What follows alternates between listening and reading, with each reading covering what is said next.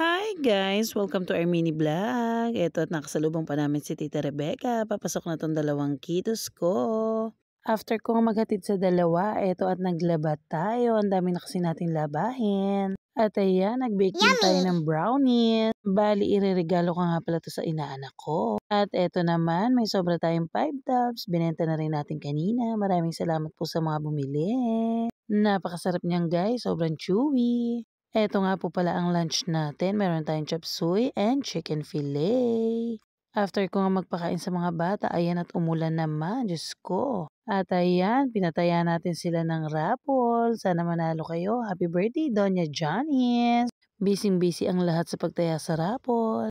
At eto naman tong rider na to. Hanggang sa galaan, sinusundan ako. Nakakaloka. Eto na nga si Aling Tisay. Kinakausap ko lang kanina. Pagtingin ko, tutulog na pala. Good night, everybody. Thank you for watching.